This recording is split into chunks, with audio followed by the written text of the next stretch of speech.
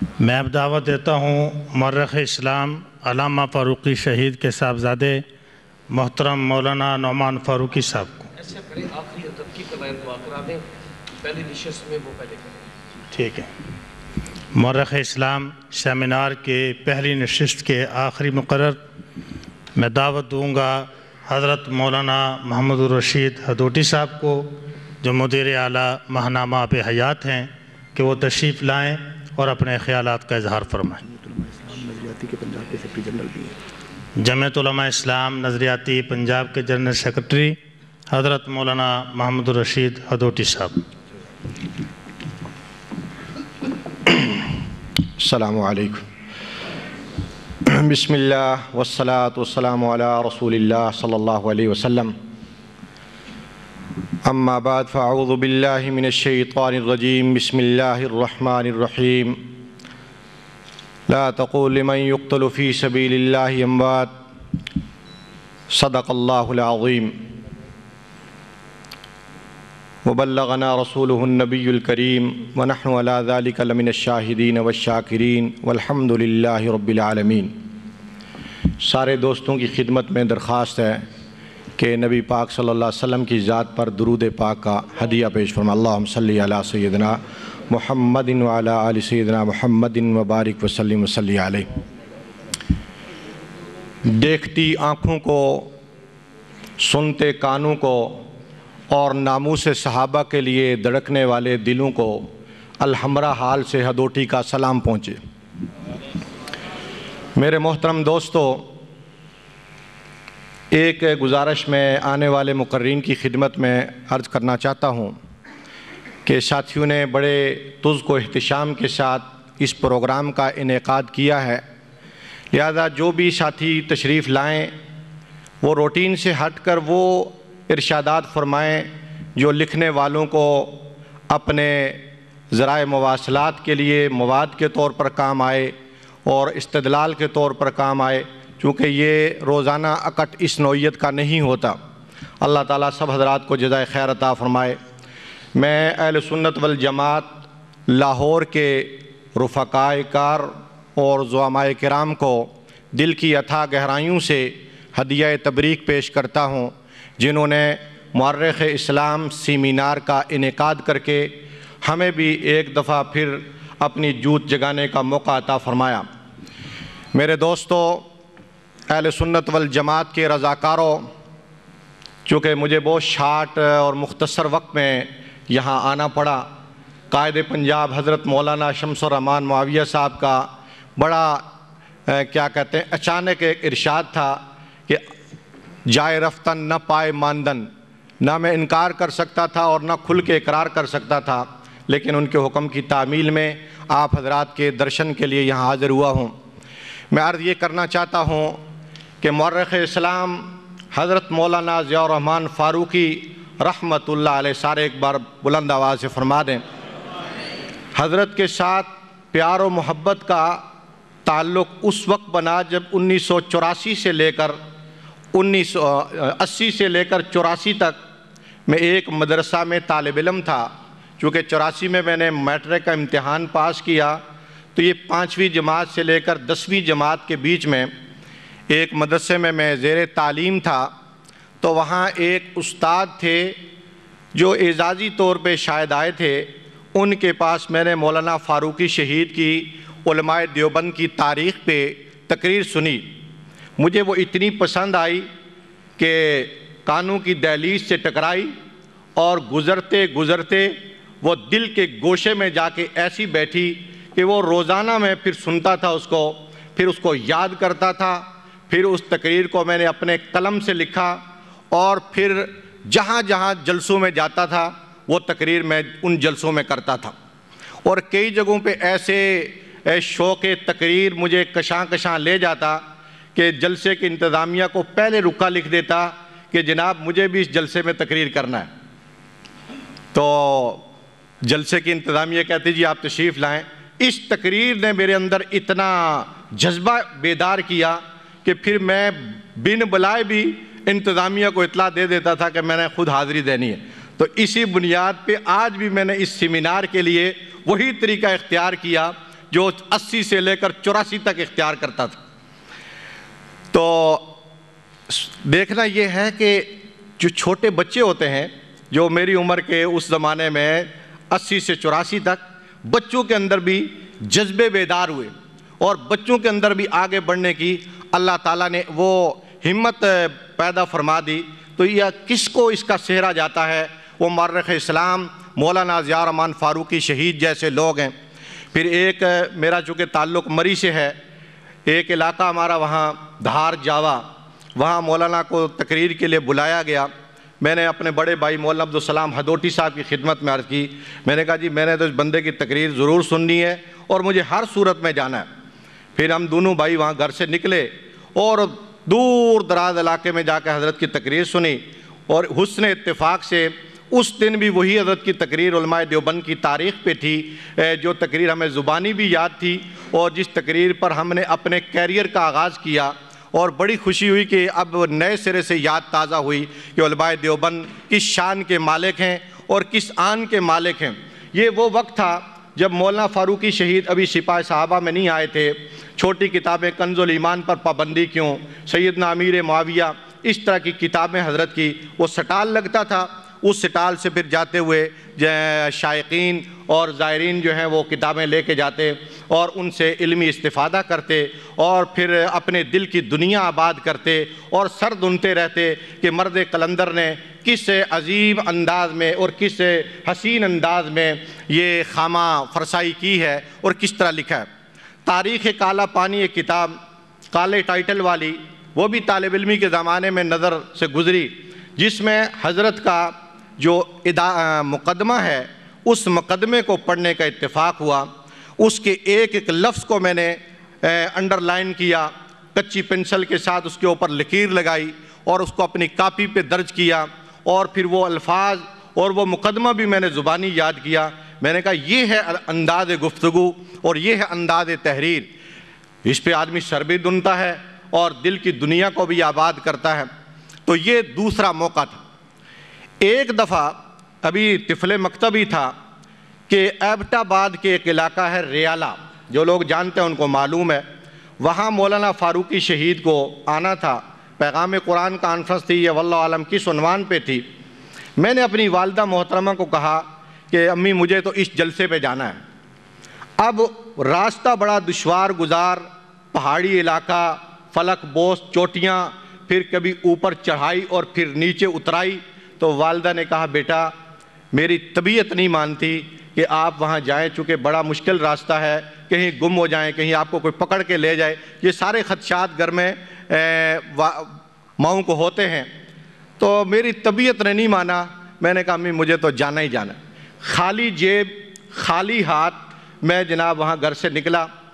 اب کنڈکٹر مجھ سے کرایہ مانگتا تو میں کہتا بھائی بات سنو، میں ایک جلسے پہ جا رہا ہوں، طالب علم ہوں، میرے پاس کوئی کرایہ نہیں ہے، مجھے ہر صورت میں وہاں جلسے پہ جانا۔ میں گیا، ایک گاڑی پہ بیٹھا، دوسری پہ، پتہ نہیں کتنی گاڑیاں میں نے طے کی، اتارا نہیں گاڑی والوں نے، لے گئے جلسے کا سن۔ پھر ایبٹ آباد سے گزر کے ریالہ پہنچا، تو جس کو ہم اردو میں کہہ سکتے ہیں جناب کہ نانی یاد آ گئی، چل چل چل چل کے ستیہ ناس ہو گئی۔ تو الحمدللہ جلسے پہ پہنچے، پھر ہر ایک فرلانگ کے فاصلے پہ میں پوچھتا کہ جی وہ جلسہ کہاں ہو رہا ہے۔ تو وہاں پہنچے جناب، ہکے تھکے ہارے ہر ترتیب پر۔ اب اللہ تعالیٰ نے حضرت مولانا ضیاء الرحمن فاروقی شہید کی وہاں بھی زیارت کروا دی۔ اب میں کیا تھکا تھا کہ حضرت اس سے بھی کئی گنا زیادہ تھکے ہوئے تھے۔ پہلی مرتبہ عالم شباب میں اس بندہ گناہگار نے حضرت شہید کو عصا ہاتھ میں لیے دیکھا کہ وہ عصا کے ساتھ مجمع میں آئے اور انہوں نے بیٹھ کے کرسی پہ تقریر کی۔ یہ پہلا موقع تھا کہ عالم شباب میں مولانا فاروقی کو میں نے کرسی پہ بیٹھ کے تقریر کرتے سنا۔ تو میرے دوستو اس تھکاوٹ کے عالم میں بھی مولانا فاروقی نے 1-2 گھنٹے قرآن کے وہ فضائل بیان کیے کہ اس سے پہلے کانوں نے سنے نہیں تھے، اور اس انداز میں گفتگو کی اور بیان کیا کہ اس سے پہلے اس جیسا انداز کبھی سنا نہیں تھا۔ تو میرے دوستو یہ کیا جذبے بیدار کرنے والی تقریریں تھیں، اور کیا درد دل تھا جو از دل خیزد بر دل ریزد فارسی کا مقولہ ہے کہ دل سے اٹھنے والی بات دل پہ اثر انداز ہوتی ہے۔ یہ منظر ہم نے دیکھا۔ اور پھر میرے دوستو ایک وقت بیچ میں ایسا آیا، یہ محبت اور یہ عقیدت اوج ثریا کی طرف چلتی چلی جا رہی ہے، لیکن بیچ میں تھوڑا سا خلا آیا۔ لیکن لاہور میں نے ایک ملاقات کی مولانا سے، میں نے کہا مولانا کچھ باتیں جو خلافت راشدہ جنتری میں چھپی ہیں اور کچھ حق چاریار رسالے میں چھپی ہیں، میں اس بارے میں کچھ آپ سے عرض کرنا چاہتا ہوں۔ تو حضرت نے صرف 15-20 منٹ میں ساری دل کی وہ جو کچھ تھوڑی سی گراں بات آ گئی تھی دل میں، حضرت نے چٹکی میں اس کو حل فرما دیا، فرمایا ایسی کوئی بات نہیں۔ الحمدللہ وہ پھر سے ٹوٹا رشتہ دوبارہ بحال ہوا جو خاموشی کی شکل میں تھا۔ تو اس طرح میرے دوستو حضرت کے ساتھ ہمارا تعلق۔ پھر میں ایک مدرسے میں پڑھتا تھا، ایک اشتہار آیا کہ خلافت راشدہ جنتری جو ہے وہ چھپ گئی ہے، شائقین اس کو منگوا لیں۔ طالب علمی کے زمانے میں نے خط لکھا، میں نے کہا جی اس پتہ پر وی پی کر دیں۔ اب وہ ادارہ اشاعت المعارف سے وی پی آئی، 11 روپے اس جنتری کی قیمت تھی۔ جب وہ ادائیگی کر دی گئی تو مجھے یہ اعزاز حاصل ہے کہ فاروقی شہید رحمۃ اللہ علیہ کے ہاتھ کے دستخطوں کے ساتھ وہ رسید میرے پاس پہنچی۔ اسی طرح لاہور کے ایک پروگرام میں نے ایک ڈائری حضرت کی خدمت میں پیش کر دی۔ میں نے کہا حضرت اس پہ کچھ آپ ارشاد فرمائیں، لکھیں۔ تو حضرت نے فرمایا کہ ناموس صحابہ کے کاروان میں کام کرنے کے لیے اور آخرت کی نجات کے لیے دن رات اپنے کھپا دیں۔ تو میرے دوستو یہ وہ لوگ تھے۔ پھر اللہ تعالیٰ نے مجھے سنت یوسفی جب زندہ کرنے کی توفیق عطا فرمائی، شالامار باغ کی دیواروں کے آنگن سے جب مجھے ہتھ کڑیاں لگیں اور کوٹ لکھپت کی جیل کی سلاخوں کے اندر جب بند ہوا تو ساتھیوں سے پوچھ کر میں ایک جگہ پہ گیا۔ میں نے کہا حضرت فاروقی وہ کس جگہ پہ، چونکہ ان دنوں اللہ تعالیٰ نے ابھی زندگی دی ہوئی تھی، شہید نہیں ہوئے تھے۔ تو ساتھیوں نے کہا جی کہ لائبریری میں لے چلتے ہیں۔ لائبریری میں گئے، حضرت نے اپنے دست مبارک سے کوٹ لکھپت جیل کی لائبریری کو جو کتابیں ہدیہ کی ہیں، حضرت کی ساری تصانیف کوٹ لکھپت کی لائبریری میں موجود ہیں۔ اور پھر حضرت کے ارشاد پر جو اردو بازار سے کتابیں خرید کر لائبریری کو ڈونیٹ کی گئیں، وہ کتابیں دیکھنے کا اللہ تعالیٰ نے موقع عطا فرمایا۔ میں نے ساتھیوں کی خدمت میں عرض کیا کہ حضرت کی وہ جو کوٹری جہاں حضرت تشریف فرما بند تھے وہاں لے جائیں۔ ساتھیوں نے وہ جگہ دکھائی اور پھر ساتھیوں نے وہ درخت مجھے دکھایا کہ جس درخت کے نیچے ذوالفقار علی بھٹو نے اپنا اسیری کا زمانہ گزارا، اور اب مورخ اسلام مولانا ضیاء الرحمن فاروقی شہید رحمۃ اللہ علیہ اس درخت کے نیچے بیٹھ کر ناموس صحابہ کے لیے تحریریں لکھتے تھے، ناموس صحابہ کے لیے آنے والے لوگوں کی ذہن سازی کرتے تھے۔ میرے دوستو اس درخت کو دیکھنے کی بھی سعادت اللہ تعالیٰ نے کوٹ لکھپت جیل کی اسیری کے دوران عطا فرمائی۔ تو میرے محترم دوستو یہ کچھ تعلق تھا کہ دیکھیں ایک بچہ کس طرح وہ تقریر سنتا ہے اور کس طرح اس کے اندر گرویدگی کا عالم پیدا ہوتا ہے اور کس طرح وہ پیش قدمی کرتا ہے اور آگے سے آگے بڑھتا چلا جاتا ہے۔ پھر وہ وقت بھی آیا جب میں نے مولانا حق نواز شہید رحمۃ اللہ علیہ پر کتاب لکھی، حق نواز شہید ابو اسامہ محمود کے نام پر۔ جب کتاب کے ٹائٹل پر نام چھپنے کا وقت آیا تو میں نے کہا بھائی میری کوئی اس میں اپنی ذاتی بات نہیں، نام آئے تو کوئی پرواہ نہیں، قلمی نام سے آئے تو کوئی پرواہ نہیں۔ ڈیزائنر کے پاس جب کتاب کا ٹائٹل بن رہا تھا تو انہوں نے میرے بیٹے کے نام پر ابو اسامہ محمود کر کے کتاب کو اس طریقے سے شائع کر دیا۔ تو مجھے اس بات پر بھی اعزاز حاصل ہے کہ میں نے تاریخ عظیمت 5 جلدوں میں الحمدللہ تحریر کی ہے۔ پہلی جلد کئی مرتبہ چھپ چکی ہے، آپ حضرات کی نظر کیمیا اثر سے گزری ہے، اور انشاءاللہ اس کاروان کے ہم تا دم زیست خادم اور کفش بردار رہیں گے، اور یہ ہماری سعادت ہے۔ اس سے میرے دوستوں بات یہ کرنا چاہتا تھا کہ مولانا ضیاء الرحمن فاروقی شہید جب لیٹن روڈ معراج مارکیٹ کے دفتر میں تشریف لائے تو میں نے حضرت کی خدمت میں عرض کیا کہ حضرت میں نے ایک کتاب لکھی ہے مولانا حق نواز شہید رحمۃ اللہ علیہ پہ۔ تو فرمانے لگے یار دوٹیو کتاب میں نے وہ کھا۔ اب میں نے وہ کتاب فوٹو سٹیٹ کروائی، اور حسن اتفاق سمجھیں کہ اس دن فوٹو سٹیٹ کی کوئی دکان کھلی نہیں تھی۔ پورے لاہور میں گھومے، ایک جگہ اللہ تعالیٰ نے کرم نوازی کی کہ فوٹو سٹیٹ کی دکان مل گئی، اس دکان سے فوٹو کاپیاں کروائیں، لفافے میں بند کی وہ کتاب، اور حضرت کی خدمت میں لیٹن روڈ والے دفتر میں نے پیش کی۔ تو کہنے لگے کہ انجینئر طاہر محمود کو میں جا کے کہتا ہوں کہ یہ کتاب ادارہ اشاعت المعارف سے چھپے۔ حضرت کو لے گئے کتاب سفر میں حضر میں، وہ کہتے ہیں میں نے وہ ساتھ رکھی۔ ایک دن فرمانے لگے کہ یار یہ کتاب تو میں نے دیکھ لی ہے ساری، یہ کتاب جو تو نے لکھی ہے، حضرت نے فرمایا کہ یار یہ کتاب تو میں لکھنا چاہتا تھا۔ مجھے اس بات پہ بڑی خوشی ہوئی کہ حضرت نے فرمایا کہ یار بڑا اچھا کام تو نے کیا۔ اور اس پہ بھی بات اصل میں میرا کوئی اس میں ذاتی کمال نہیں تھا۔ جس طرح امام بخاری نے ہر حدیث وضو کے اندر بیٹھ کے لکھی اور ہر حدیث سے پہلے غسل کرتے تھے، اور امام بخاری اعتکاف کی حالت میں حدیثیں لکھتے تھے، حق نواز شہید کتاب کے لیے میں نے اتنا اہتمام تو نہیں کیا کہ ہر صفحے یا ہر پیراگراف کے لیے غسل کروں، لیکن مجھے یہ دعویٰ ضرور ہے کہ یہ کتاب سٹارٹنگ پوائنٹ سے لے کر اینڈنگ پوائنٹ تک، شروع سے لے کر اخیر تک الحمدللہ باوضو حالت میں لکھی گئی۔ اور دوسری میری سعادت یہ ہے کہ یہ اعتکاف کی حالت میں لکھی گئی ہے۔ اور تیسری میری سعادت یہ ہے کہ یہ کتاب میں نے مسجد کے خوبصورت اور پاکیزہ ماحول میں بیٹھ کے لکھی ہے اور رمضان کے اعتکاف میں بیٹھ کے لکھی ہے۔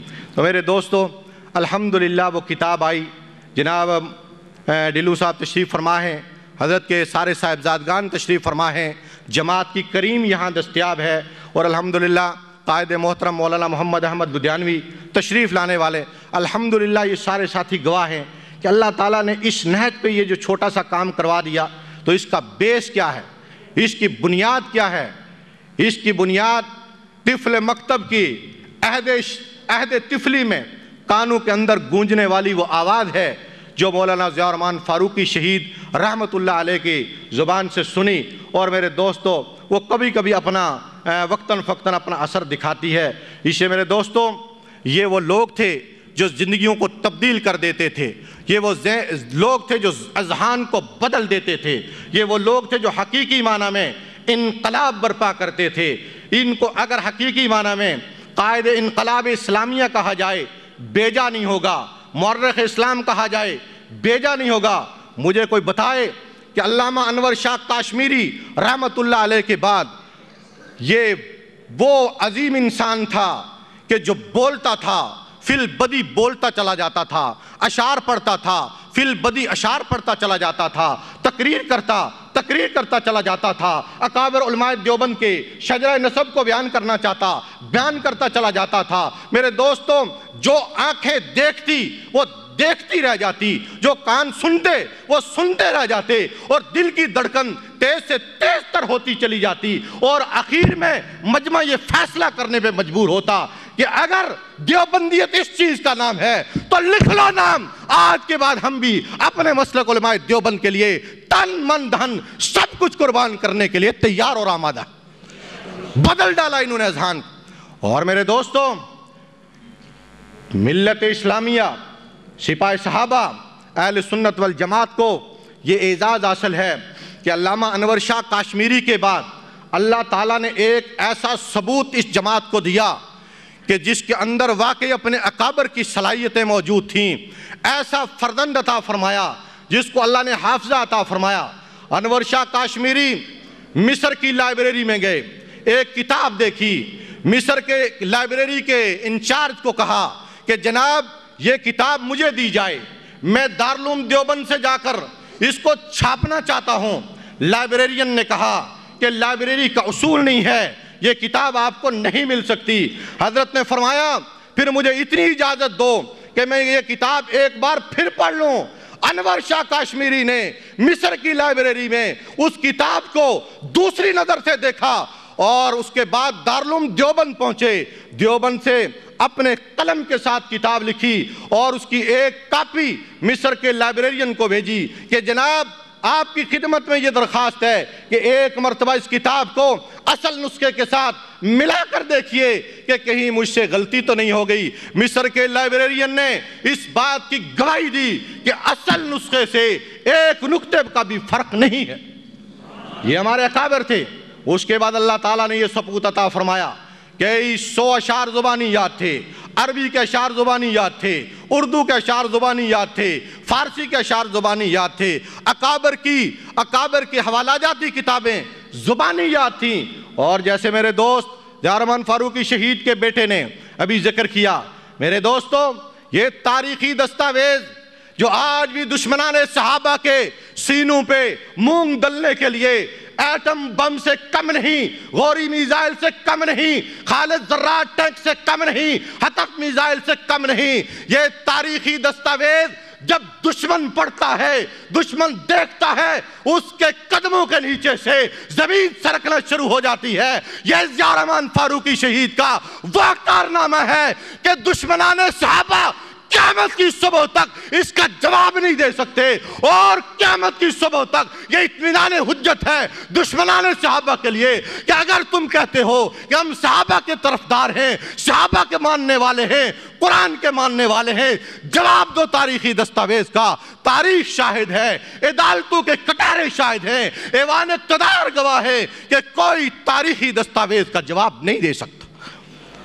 تاریخی دستاویز کا کوئی آدمی جواب نہیں دے سکتا۔